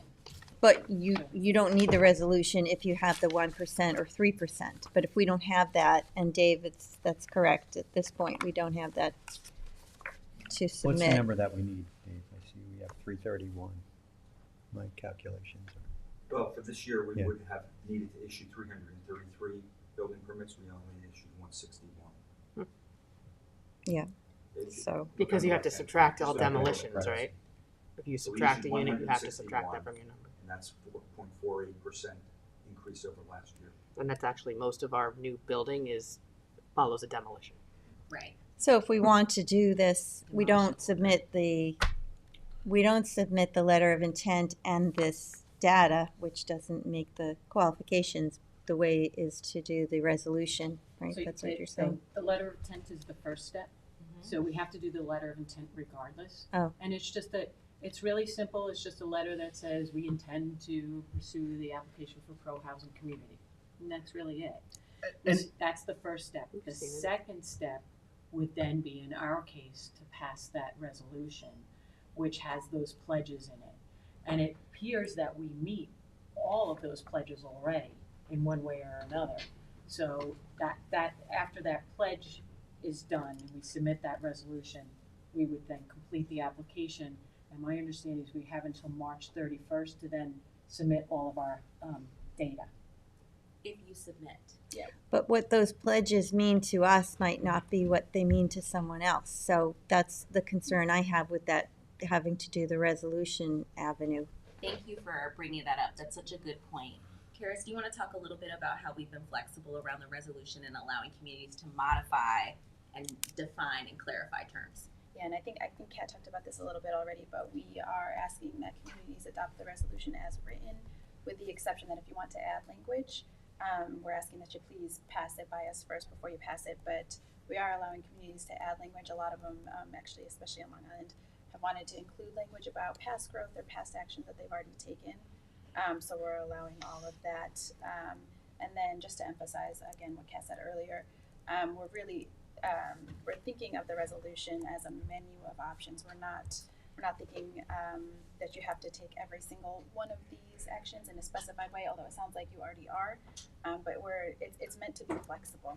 And you could use the things you're already doing, and you can clarify what the resolution as written and link or point to the actions the town has already taken to increase your housing supply to help hopefully make it less concerning or less frightening for some residents, because it's definitely, you all are doing a lot of the right things, and you are definitely thinking about how to increase housing supply, but I also understand that you want to be mindful of your community's concerns and restrictions or parameters. So we're here to be a partner and to help you, and if there are things that we could be doing better or more tools or resources that you need, that's part of why we wanted to have this program. Again, the state has not always been as accessible and available to localities, but we're at a real inflection point, and the crisis requires all of us to kind of be at the table and be a partner. So we're here,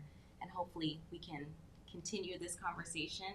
If you have any questions, we're happy to answer them. Karis, you just made one good point, is with regard to these pledges, we don't have to do every single one of them, right? It's Yeah, we understand different things work in different communities. There are things we think that do help increase housing growth in general, but okay, yeah. So we'd probably want to tailor the resolution to just make that clear so that we're comfortable with Absolutely. it. You can add a whereas clause or two that make it clear about what your goals are as a town and what you're looking to do to grow your housing supply or what your priorities are. Mm-hmm. And that can change year to year.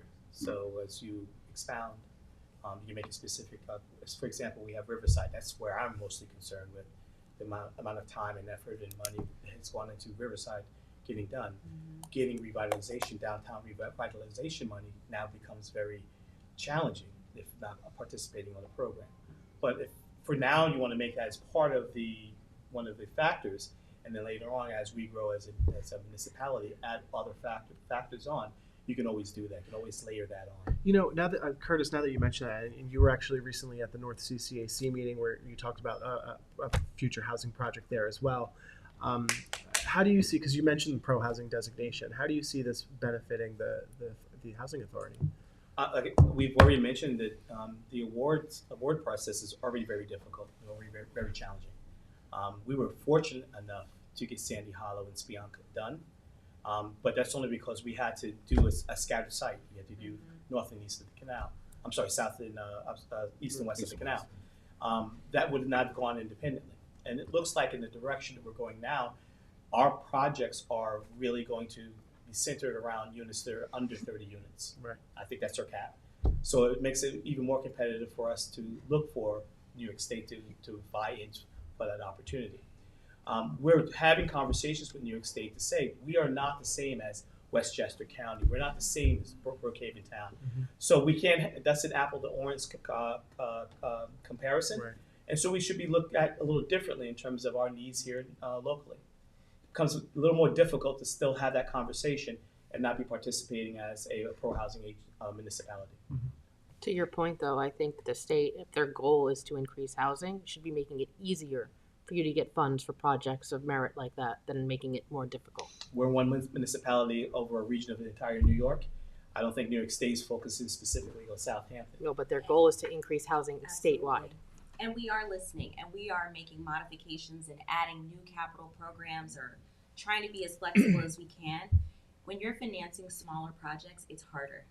There is smaller margins, and it's not as easy. So the smaller the project, the more challenging it is to pull in the resources that people typically use to make projects affordable, like tax credits.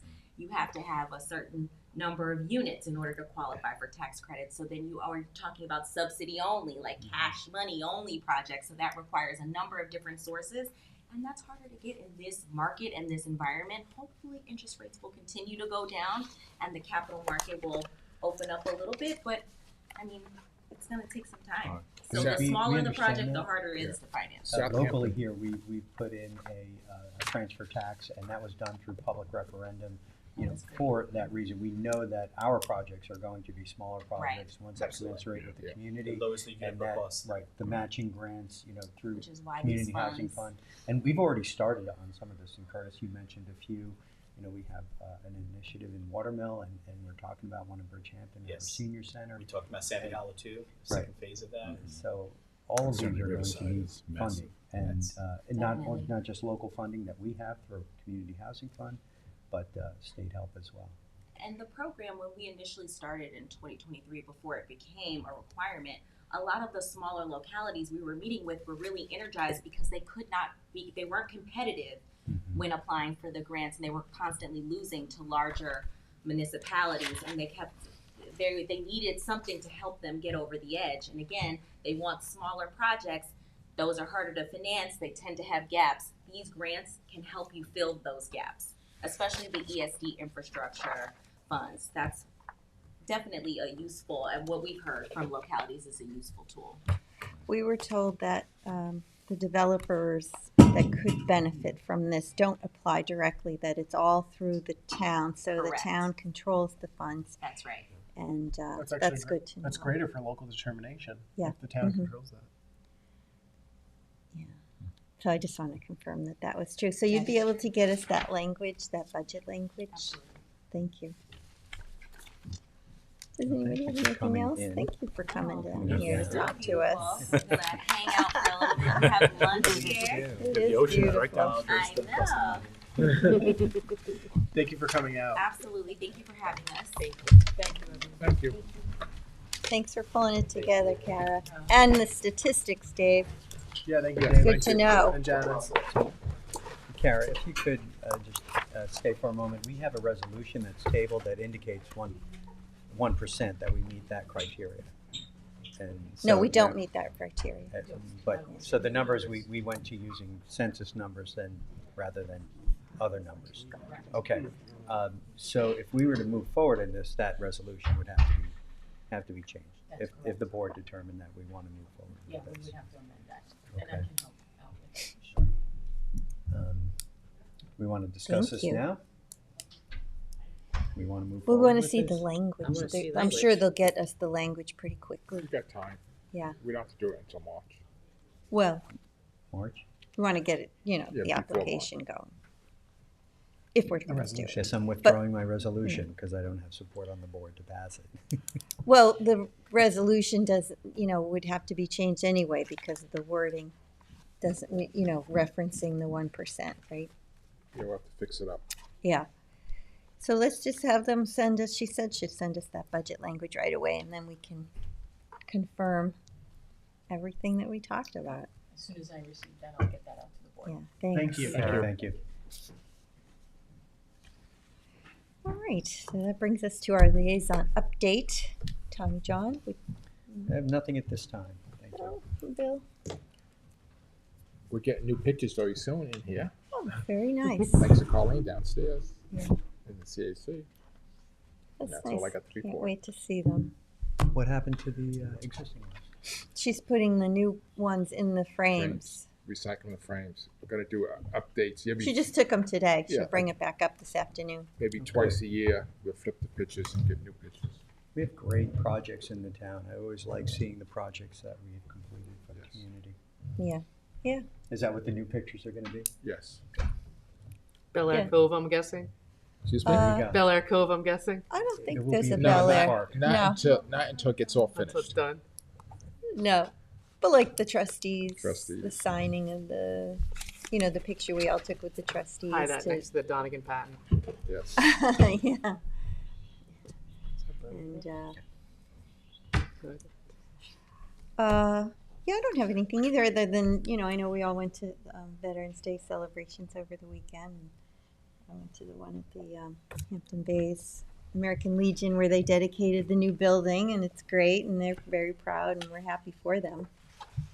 Yeah, I What was do you think? I was there too. Councilwoman McNamara got an award. And, Yes, Um, congratulations. it was very nice to see everybody, and also Jackie McKay was one of the Legion members. Spoke about what it's like being a woman veteran in particular, and Oh, yeah. some of the struggles that women faced Mhm. in the armed services, and it was a very nice event. It was nice also to see Chief Kiernan and Justice Pat Gunn show up for the community. And Mhm. I had a East Quogue CAC meeting last night. We had a guest speaker. It was, I'm going to butcher his name, August Ruckdischel. Augie Ruckdischel. Yeah. That's it. From the Clean Energy Coordinator from the Long Island Energy Hub, gave the community a lot of great information.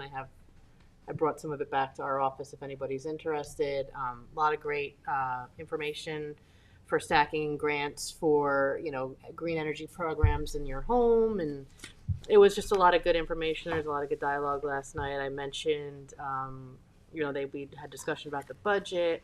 I had mentioned the potential of the town doing an update to the comprehensive plan. They are looking for an updated Hamlet study. They're very concerned with potential new development in East Quogue and maintaining their character. And I sent them the old study as well as the Hampton Bays pattern book, and they would like to see something similar in East Quogue. The Hamlet study was done in 2008. They would like an update that's more East Quogue specific as far as not just the whole overview of the town. So I told them I would forward on that request. Mhm. That's a very good idea.